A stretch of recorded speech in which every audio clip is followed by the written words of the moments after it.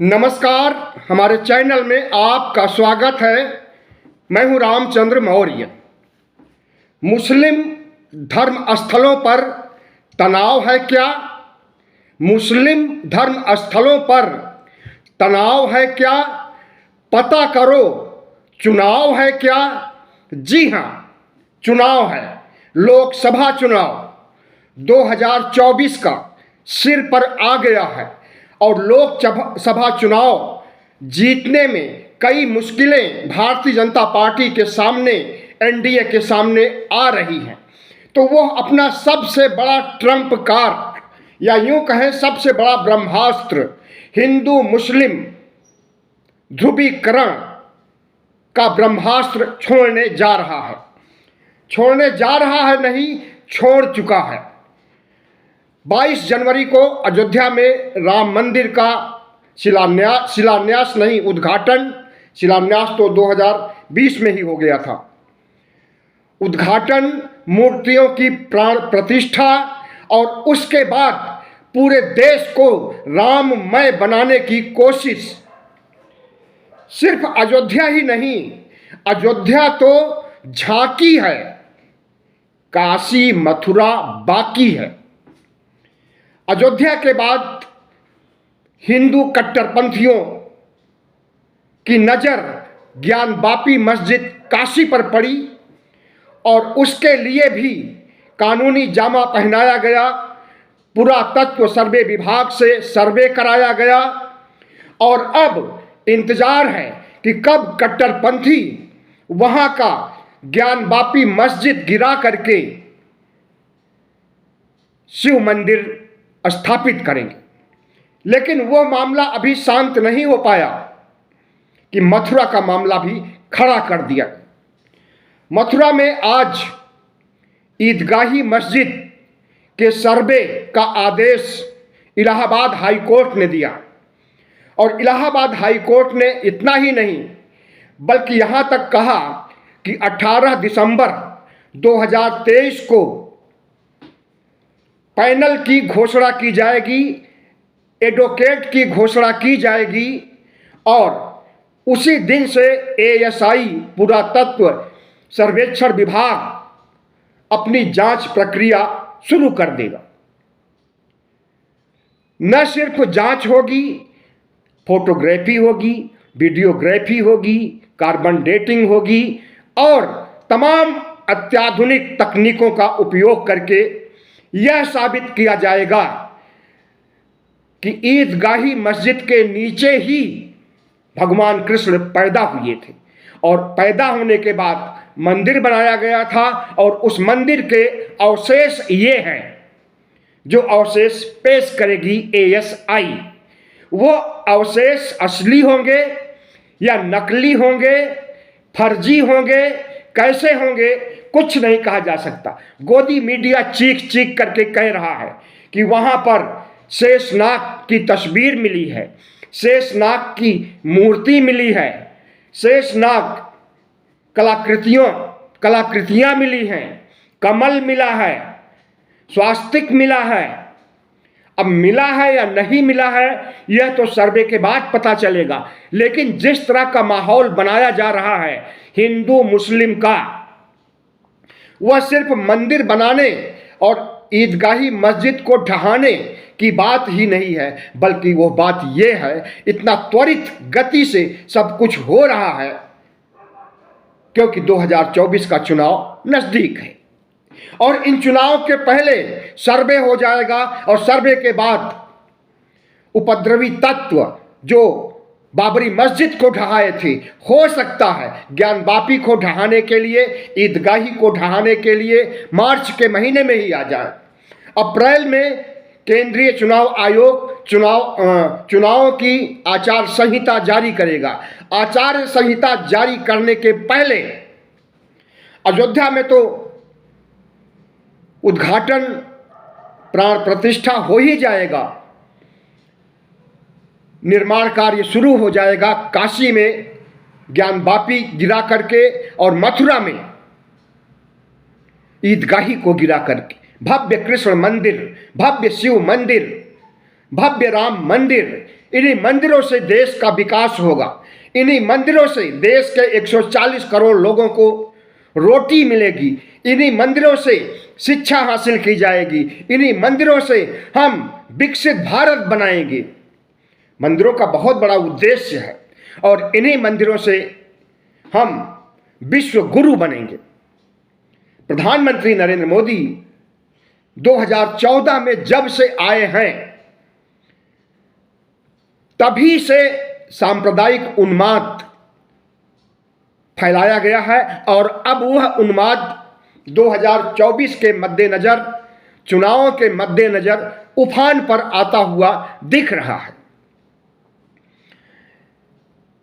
Bharatiya Janata party, RSS और तमाम हिंदू संगठन जिस अयोध्या में राम मंदिर की स्थापना कर लिए, उसी तर्ज पर मथुरा में कृष्ण जन्मभूमि मंदिर, वाराणसी काशी में शिव मंदिर बनाने की का अलख जगा रहे हैं और पूरे हिंदू कौम को प्रोत्साहित कर रहे हैं, मोटिवेट कर रहे हैं, उद्वेलित कर रहे हैं। लेकिन इन्हें यह नहीं पता है कि पूजा स्थल विधेयक 1991 के तहत राम मंदिर तो बन गया, उसको तो छोड़ दिया गया था, लेकिन इसके राम मंदिर की तरह कोई और आंदोलन, उन्माद, उग्रवाद न खड़ा हो, इसके लिए कानून बनाया गया था पूजा स्थल विधेयक, जो कि एक्ट बन चुका है 1991 में ही। उस एक्ट के तहत राम मंदिर अयोध्या का छोड़ करके बाकी किसी जगह न तो सर्वे होगा, न तो ढहाया जाएगा मुस्लिम धर्मस्थलों को, और न ढहाए गए जगह पर किसी मंदिर का निर्माण किया जाएगा। यह कानून बना हुआ है। इस कानून के बावजूद भगवा गैंग, उपद्रवी गैंग सक्रिय है, मथुरा में भी, काशी में भी। और कहा जा रहा है कि 25,000 मस्जिदों को ढहा करके पूरे भारत में मस्जिद बनाई गई है, और जहां जहां मंदिर को ढहा करके मस्जिद बनाई गई है, हम वहां पर फिर से मंदिर बनाएंगे, भव्य मंदिर बनाएंगे। दोस्तों, आपको हम बता दें कि यह देश हिंदुओं का नहीं है, यह देश ईसाइयों का भी नहीं है, यह देश इस्लाम धर्म के मानने वालों का भी नहीं है, यह देश किसी का नहीं है, और यह देश सबका है, सभी धर्मावलंबियों का है। हमारी साझा संस्कृति, सर्वधर्म समभाव जैसे शुरू से चला आ रहा है, वैसे ही चलना चाहिए।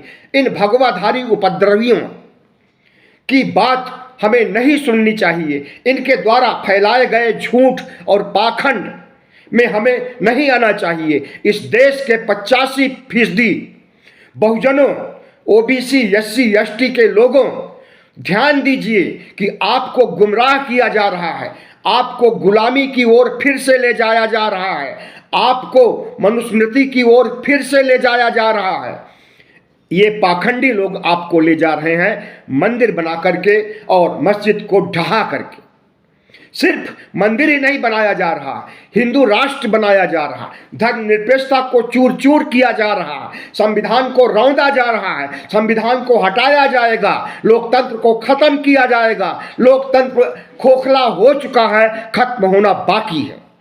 सिंगोल की पूजा की जा रही है, राजतंत्र का प्रतीक सिंगोल के सामने अगर प्रधानमंत्री नरेंद्र मोदी नए संसद भवन में साष्टांग पड़ जाते हैं और उसे लेकर के पूरे संसद भवन में टहलते हैं, तो इसका क्या संदेश जाता है कि प्रजातंत्र को खत्म करके राजतंत्र स्थापित करने की प्रक्रिया चल रही है इस भगवा गैंग के राज में। तो ओबीसी, एससी, एसटी के लोगों, अपनी भलमनसाहत आप चाहते हैं, अपनी पीढ़ियों को गुलामी से मुक्त रखना चाहते हैं, शोषण से मुक्त रखना चाहते हैं, तो न तो आपको हिंदू राष्ट्र का साथ देना होगा और न इस तरह के विध्वंस का साथ देना होगा जो कि मस्जिद को गिरा करके मंदिर बनाने के लिए तत्पर है। आज देश में चुनाव है और इसी चुनाव को जीतने के लिए हिंदू मुस्लिम ध्रुवीकरण किया जा रहा है। 80-20 का खेला किया जा रहा है। 80-20 के खेले के आधार पर उत्तर प्रदेश को जीता गया, छत्तीसगढ़ को जीता गया, मध्य प्रदेश को जीता गया, राजस्थान को जीता गया और अब पूरे भारत को जीतने की तैयारी चल रही है। और इस तैयारी में अगर ओबीसी, एससी, एसटी के लोग भागीदारी निभाते हैं तो उनसे बड़ा मूर्ख, महामूर्ख और कोई नहीं होगा। बाबा साहब डॉक्टर भीमराव अंबेडकर ने हमें जो संदेश दिया है, पेरियार ने हमें जो संदेश दिया है, ज्योतिबा राव फुले ने जो हमें संदेश दिया है, हमें उस पर चलना है और भारत को बौद्धमय बनाना है। हिंदूमय, मंदिरमय, भगवानमय, 33 करोड़ में ये सब नहीं बनाना है। ये सब पाखंड है, झूठ है। कांग्रेस पार्टी ने 2007 में हलफनामा देकर के कोर्ट में कहा था कि किसी राम का कोई अस्तित्व न था, न है, न होगा।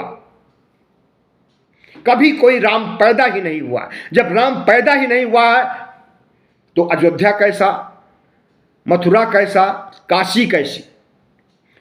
और भारतीय जनता पार्टी के हिसाब से, आरएसएस के हिसाब से राम ही सब कुछ है। राम ही धरती है, राम ही आसमान है, राम ही तीनों लोक है। राम के अलावा दुनिया में कुछ है ही नहीं। और उसको राममय बनाने के लिए, पूरे भारत को राममय बनाने के लिए, पूरे भारत को कृष्णमय बनाने के लिए, पूरे भारत को शिवमय बनाने के लिए चाल चली जा रही है और निशाना बनाया जा रहा है इस्लाम धर्म को, इस्लाम धर्म के पुरावशेषों को, इस्लाम धर्म के धर्मस्थलों को। पहले निशाना बनाया गया बौद्ध धर्म के बौद्ध विहारों को, चैत्यों को, बौद्ध मंदिरों को, बौद्ध मूर्तियों को। जितने भी बड़े हिंदू मंदिर हैं वो सब पहले बौद्ध विहार थे। क्या उनका एएसआई जांच कराएगी government? Supreme court, high court कराएगी एएसआई जांच उनकी? एएसआई जांच कराने की जरूरत ही नहीं है। आप किसी भी बड़े हिंदू मंदिर में जाइए, बालाजी का मंदिर सबसे महत्वपूर्ण माना जाता है। आप वहां जाइए और देखिए, जिसे ये विष्णु की मूर्ति कहते हैं, वो तथागत बुद्ध की मूर्ति है। तथागत बुद्ध की वैसी तमाम मूर्तियां तमाम बौद्ध विहारों में हैं। देखने से लग जाएगा, एक बच्चा भी पहचान लेगा कि ये तथागत बुद्ध है, विष्णु नहीं है। विष्णु के हाथ में काल्पनिक चक्र सुदर्शन होता है, पूजा होता है, एक नहीं 4-4 हाथ होता है, क्षीर सागर में लेटा होता है। उसकी पत्नी लक्ष्मी, उसका पैर, लक्ष्मी नहीं नाम था, कुछ और नाम था, पैर दबाते हुए मिलेगी, मस्ती करते हुए क्षीर सागर में लेटा हुआ। और उस तरह की कोई तस्वीर बालाजी मंदिर में आपको नहीं मिलेगी। बालाजी मंदिर में अगर कोई है तो श्याम वर्ण की, काले रंग की तथागत बुद्ध की तस्वीर नहीं, मूर्ति है। और उसी को ये विष्णु की मूर्ति बताते हैं। तो सिर्फ बालाजी मंदिर में ही नहीं, तिरुपति मंदिर में नहीं, जितने भी इनके महत्वपूर्ण मंदिर हैं, हर जगह बौद्ध अवशेष चीख चीख करके बोल रहे हैं कि बौद्ध संस्कृति के समय से वो पुरावशेष हैं, वो मंदिर है, वो बौद्ध विहार है। और उस पर पाखंडियों ने चंदन लगा करके, पीले वस्त्र, गेरुआ वस्त्र पहना करके, फूल माला डाल करके, माथे में लाल रंग का सिंदूर या कुमकुम जो भी कहें, तिलक लगा करके उसे हिंदू देवता, हिंदू भगवान साबित किया है। हम प्रधानमंत्री Narendra Modi, supreme court, high court, राष्ट्रपति से सवाल करते हैं कि जिन चीज़ों का साक्ष्य सामने मौजूद है, जिनकी किसी एएसआई की जरूरत नहीं है सर्वे करने की, उन्हें कब फ्री किया जाएगा? उन्हें कब बौद्धों को सौंपा जाएगा? कोई समय सीमा तो बताइए, कोई समय सीमा निर्धारित कीजिए। जब इस देश में कट्टरपंथी हिंदू इस्लाम धर्म के अवशेषों को ढहा सकते हैं, और वहां पर मस्जिद बना सकते हैं, तो इस देश के अंबेडकरवादी, इस देश के बुद्धिस्ट क्यों नहीं हिंदुओं के गिरोह से अपने बौद्ध विहार को छीन सकते हैं? क्यों नहीं हिंदुओं के तथा कथित देवी देवताओं, 33 करोड़ देवी देवताओं, काल्पनिक देवी देवताओं की मूर्तियों को, जो कि बौद्ध की मूर्तियां हैं, उन्हें हम क्यों नहीं छीनेंगे? अगर ये छीनेंगे इस्लाम धर्म की मस्जिद को, ये छीनेंगे इस्लाम धर्म के पुरावशेष को, तो हम बुद्धिस्ट लोग, अंबेडकरवादी लोग छीनेंगे बालाजी को, जगन्नाथ मंदिर को, और भारत में जहां जहां बौद्धावशेषों पर कब्जा किया गया है सभी को हम छीनेंगे। स्वामी प्रसाद मौर्य ने बहुत पहले साबित कर दिया है साक्ष्यों के आधार पर कि बद्रीनाथ, केदारनाथ मठ बौद्धों का है, जगन्नाथपुरी का मंदिर बौद्धों का है, तिरुपति बौद्धों का है। साबित करने की जरूरत नहीं है, वहां पर जाइए, देखिए, अवलोकन कीजिए, आपको लगेगा कि यह हिंदू धर्म स्थल नहीं है, यह बौद्ध स्थल है। लेकिन जो लोग इस्लाम धर्म को ढहा रहे हैं, उनके हिंदू धर्म के मस्जिदों मंदिरों को कब ढहाया जाएगा, इस पर विचार करना होगा। इस देश के 85% ओबीसी, एससी, एसटी को, इस देश के बुद्धिस्ट को, इस देश के अंबेडकरवादियों को। और जिस तरह से प्रधानमंत्री नरेंद्र मोदी मथुरा गए थे कुछ समय पहले, तो उन्होंने कहा यहां पर भी भव्य मंदिर में पूजा अर्चना होगी।